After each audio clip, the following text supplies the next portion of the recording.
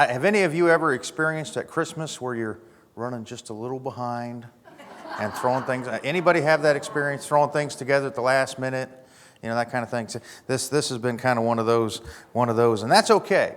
I appreciated the music we had today. It really spoke to my heart. You know, I think a lot. I hope all of you have the time to reflect and meditate on the life of Mary and Joseph and what they experienced at Christmas and the dedication that they had to God's plan. Personally, I love Christmas. It's my favorite holiday of the year, bar none. I love Christmas. It's my favorite. And I think part of that is it is so joyful. But we need to understand joy is the serious business of heaven. And I'll tell you, if you're looking forward to heaven, I got good news for you. You're going to experience joy for all eternity. We're going to be rejoicing. It's going to be good. Just imagine the best Christmas moments amplified by however many millions you can amplify it on for eternity. That's what heaven's going to be like. And I'm looking forward to that. And that's because God had a plan. That's all possible because God had a plan. And I think the reason Christmas is so joyful is that's when God's plan went into action. We see God's plan on earth. And so we're going to talk about that just a little bit today. More than 700 years before the birth of Christ, the prophet Micah wrote these words. This is Micah 5:2. It said, Bethlehem Ephratah, you are small among the clans of Judah. One will come from you to be ruler over Israel for me. His origin is from antiquity, from ancient times. This prophet, Micah, more than 700 years before Jesus, not only told that the Messiah was coming, but told where he would be born. He was going to be born in Bethlehem. See, God had a plan, and his plan was to send his Son in human form to save mankind, to restore God's righteous rule on earth, to bring us back into his kingdom and into his family. And God's plan is that Jesus, who had existed from eternity past, would come as a baby. He'd come as a baby and he'd be born in Bethlehem so he could save all of us. So we could have that joy unspeakable.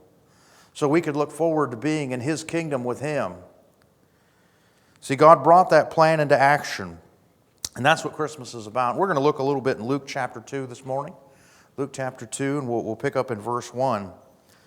But God brought his plan into action, and Luke writes it down this way. It says, in those days a decree went out from Caesar Augustus that the whole empire should be registered. This first registration took place while Quirinius was governing Syria. You all remember Quirinius, right? Okay, you know. So everyone went to be registered, each to his own town. Now, for those of you who aren't, really into Roman history, Caesar Augustus was the nephew of Julius Caesar. He was the emperor of Rome at the time of Christ's birth. Caesar was the most powerful man in the world in his day. And he was powerful. In fact, the month of August is named after Caesar Augustus. He got the name the whole month. July is named after Julius Caesar, by the way. And you guys still use that on your calendar to this day. You want to talk about power? Here we are 2,000 years later. We're still doing what they decided for us. Anybody vote we rename August? The month of heat and humidity. That's what I want to call it. Okay. If I were going to pick a month to name after myself, that's not the one I'd pick. Okay. Anyway, he didn't live in Phoenix. But understand, Caesar Augustus, he controlled everything from Spain to Iran. It was all under his control. He was a powerful man, a wealthy man, a rich man. And yet what we see here is even with all of his power and his influence, it was God who was really in control. It was God who was in control. Now think about this. Caesar Augustus, he knew nothing of the promises God had made to the nation of Israel.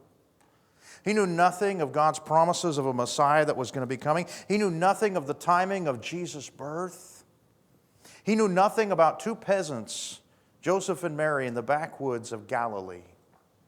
And yet at the right moment, Caesar Augustus said, let's take a census. And everybody's got to go to their hometown. Guess what moment that was? That was the moment God decreed it was time for the Messiah to be born. He didn't know what he was doing, but God did. See, God was the one who was really in control. God was in control of all those things, and he commanded that Caesar do this. It was God's plan from before the beginning of time that Jesus would be born in Bethlehem.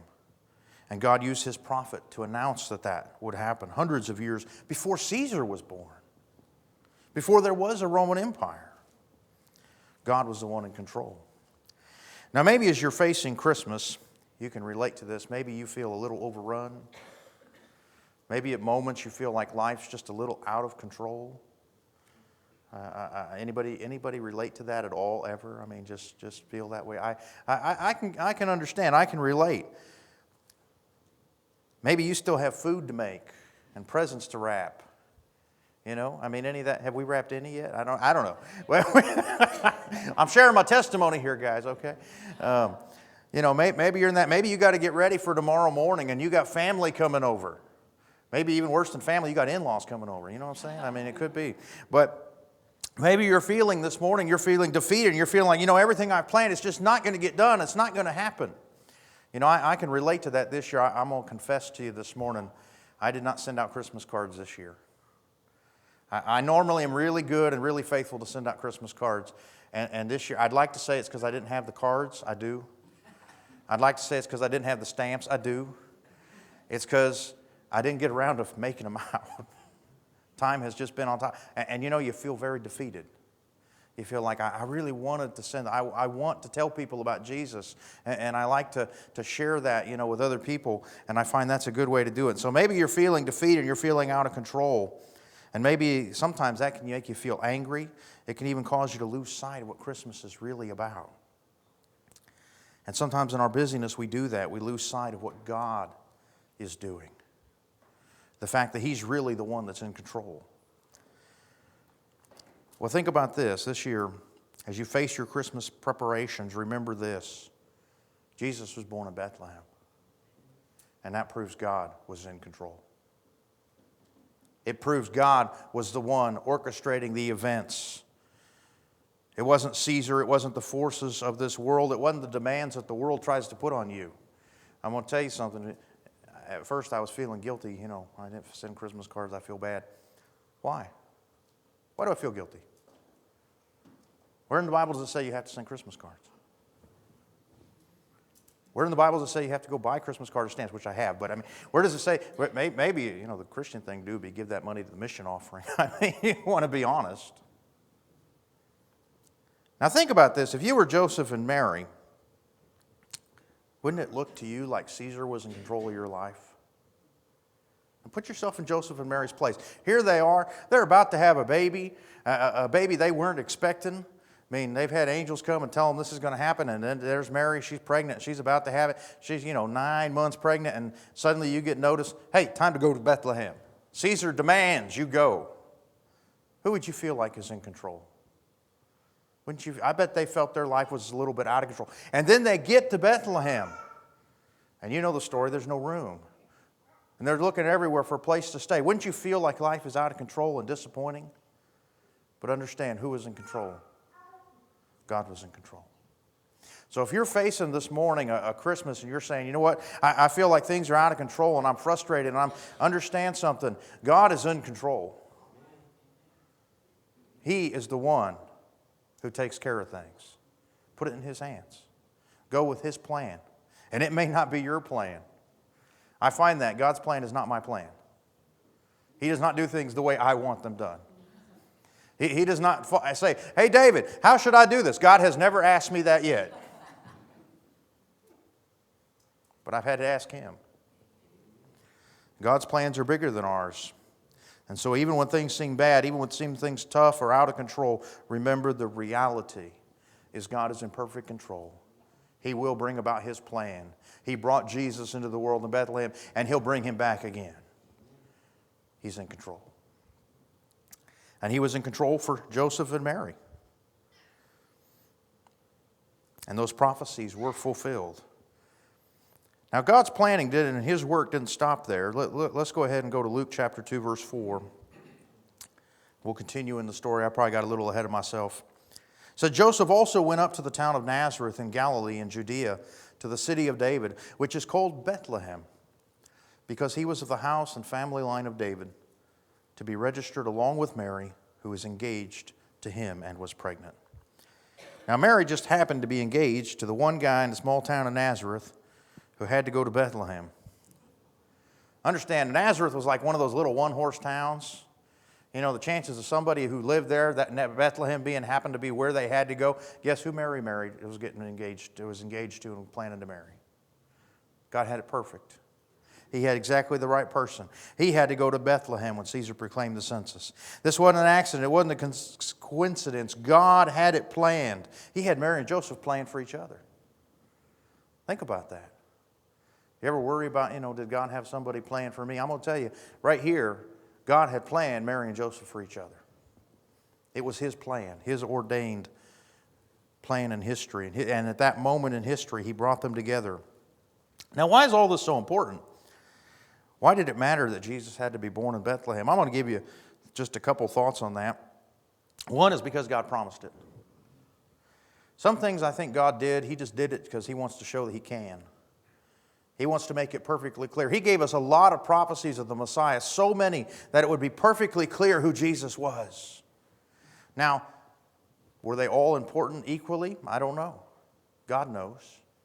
But He declared it, this is what's going to happen. He promised it, and He fulfilled His promises. And I'll tell you this, when God promises something, you can take it to the bank. He's going to do what He said. When God promises something, you can depend on it. You may not depend when anybody else promises. Anybody ever been let down by promises? Right? You all listen to politicians before, right? Okay, Anybody? We can be disappointed. We can be disappointed by people, but I'm going to tell you, when God promises something, He does it. And He promised that the Messiah would be born in Bethlehem. Bethlehem is an important city, and the reason Joseph had to go back there is because of his family line. And that was kind of the deal, is everybody had to register where they were part of a family. And Bethlehem is where King David was from.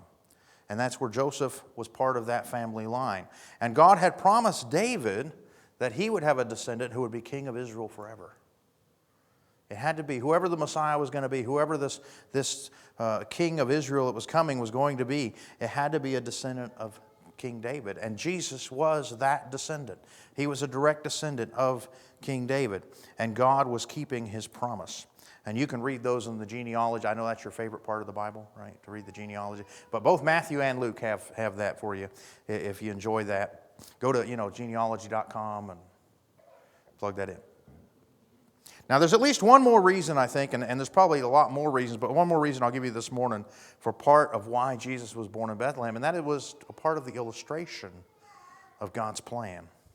Bethlehem in Hebrew is Bethlehem. Bethlehem. It means house of bread. Jesus was born in the house of bread. Understand, where did the bread of life come to this earth? In the house of bread. God has a way of doing this. He likes word pictures. He likes illustrations. And so that's where God had Jesus born, was in the house of bread. Think about what Jesus Himself said. This is John chapter 6, verse 51. Jesus said, I am the living bread that came down from heaven. Where was the living bread that came down from heaven? Where did He arrive? Bethlehem. Think about the significance of the symbolism of Jesus, the bread of life, being born in the house of bread when we celebrate the Lord's Supper. Remember what Jesus said. This is Luke 22, verse 19. It says, and He took bread and gave thanks and broke it and gave it to them and said, this is my body, which is given for you. Do this in remembrance of me. How can Jesus do that? Because He is the bread of heaven who came down. He was born in the house of bread. God loves to do these word pictures with us. And He illustrates it and He makes the point. But I think that's one of the reasons God chose Bethlehem, for Jesus to come and be born. And God had it all planned out. Now you'll notice that even though there were those yielding to God's control, those who realized what God was doing, most of the world missed it. This is one of the most amazing things to me. And I have a little cartoon for you here. This one here, I don't know if you can read it. It says, sorry folks, this is the innkeeper talking to Mary and Joseph. It says, sorry folks, we're booked solid. God Himself couldn't get a room here tonight. Well, there's a lot of truth in that. The truth is God did come. And there was no room. There was no vacancy. Jesus, the Messiah, came. He came exactly when He was prophesied to come. In fact, I think we heard Gabriel last week talk about the 70 weeks. You know, Daniel told when Jesus would be coming. And yet there was no room. Everybody was expecting the Messiah. They were all waiting for the Messiah. And yet when he came, there was no room. In fact, listen, this is Luke chapter 2, verse 6 and 7. It says, while they were there, while they were in Bethlehem registering, the time came for her to give birth. And she gave birth to her firstborn son. And she wrapped him tightly in cloth and laid him in a manger, because there was no guest room available for them. God had promised Israel the Messiah. And when he came, there was no room. There was no room. He had shown them in the Scriptures where he would come, when he would come. Told them even it would be Bethlehem. Notice a couple weeks back we looked at the wise men. When they asked the scholars, where would the Messiah come? They knew exactly where to say. It would be Bethlehem. The nation of Israel had waited for the Messiah to be born since the time of Abraham. And when he came, there was no room. No room. It's one of the saddest chapters, I think, in human history. God had a plan to save mankind, and here it was, the long-awaited Savior of the world, and the world was too busy and too full. We've got important stuff and important people to take care of. We don't have time for God's plan. God sent His Son. He left the glories of heaven to come to this earth, and the only place we had available was an animal's feed box. That's what happened. Because there was no room. And every year we lament the fact that when Jesus came to mankind, man told him, sorry, we have no vacancy. We're full up. No room for Messiahs here. But how often do we do the exact same thing? How often does our world do the exact same thing? How often in the world do we say to God, I'm sorry, God, I'd like to serve you, but I don't have time. God, I have my job. God, I have my family. I have obligations. I have bills to pay. There's just no room for you in my life. I'm busy. If y'all check Facebook, I posted one last night. I know most of you just love my Facebook stuff. I should have put it up. Has a bunch of people in a football stadium covered in snow watching the game.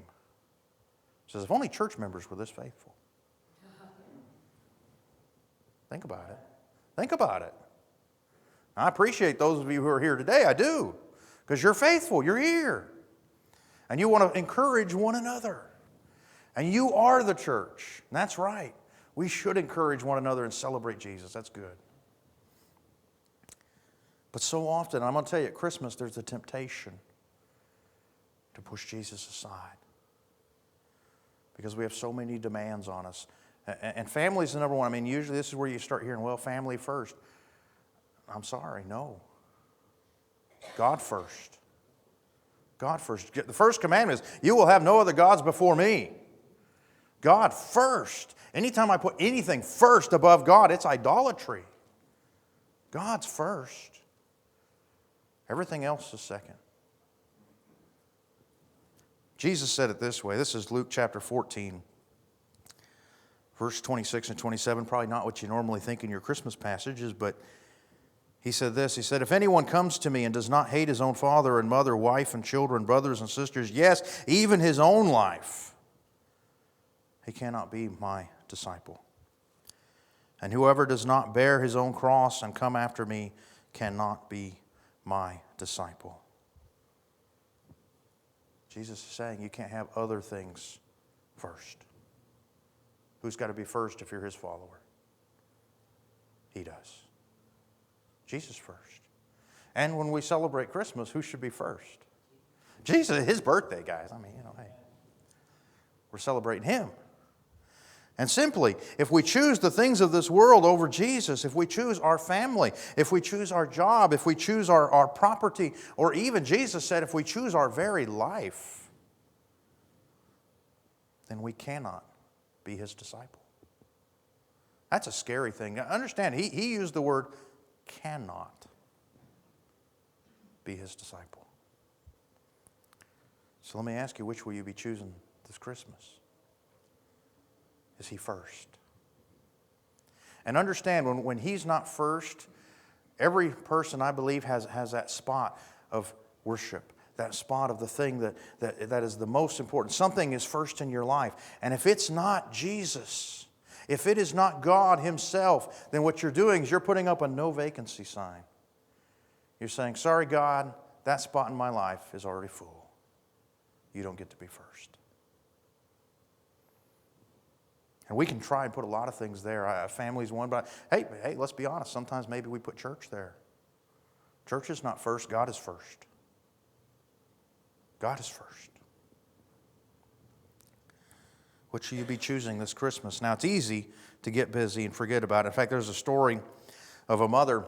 Maybe you've seen this. They're running from store to store. She was running from store to store, had her 3-year-old with her. See, I don't like to take my child shopping. That's my, he stays home with my wife. And actually, you eliminate all that, shop on Amazon. It just takes care of the problem.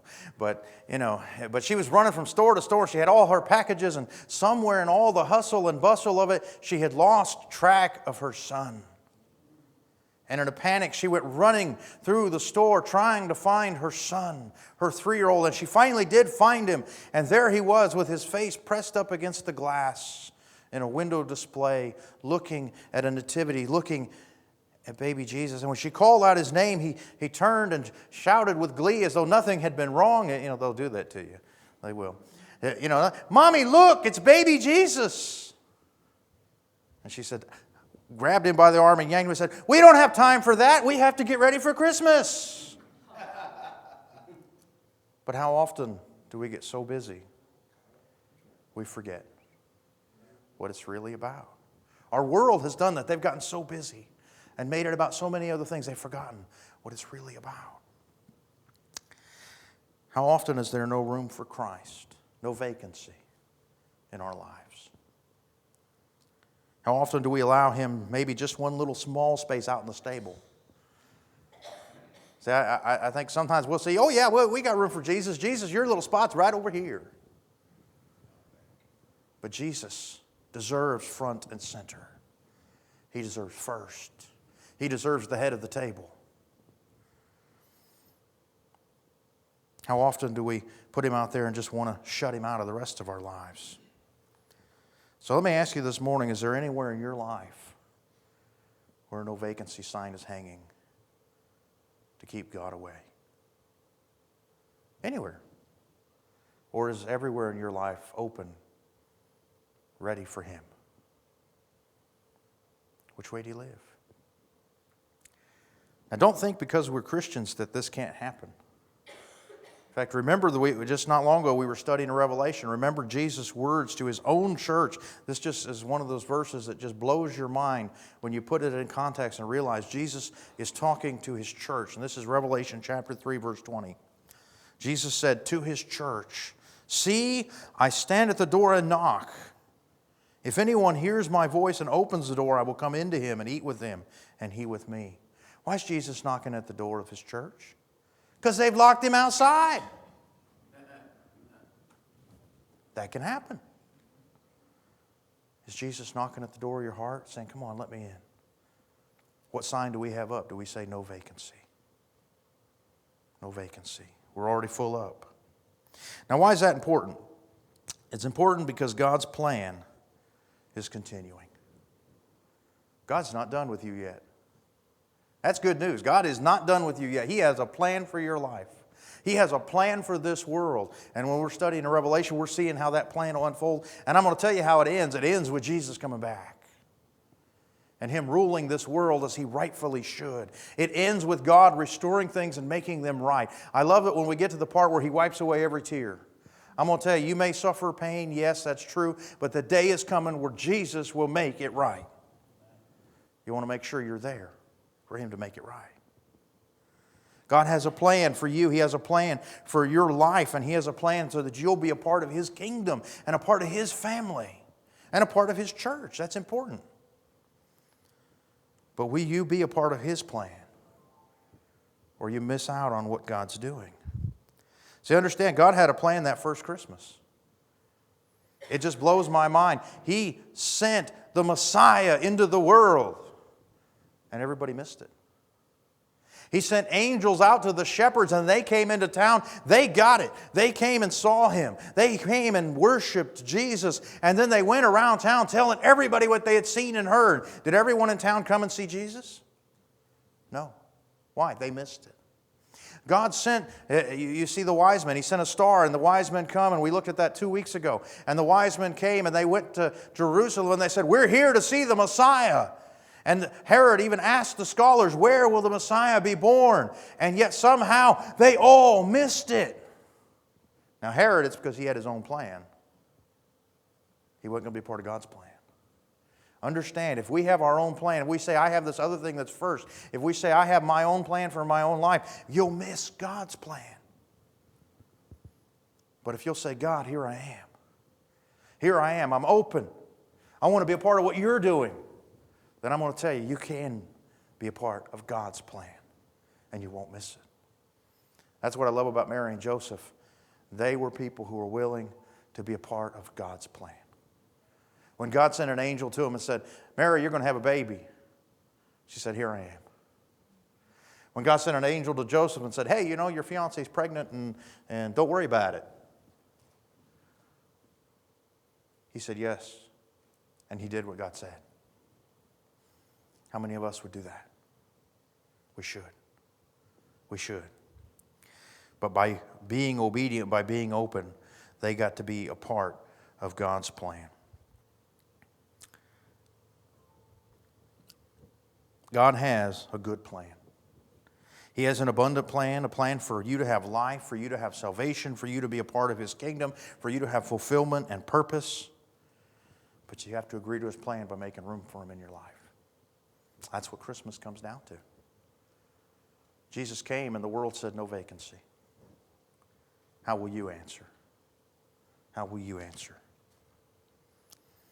And the choice is yours. Let's pray.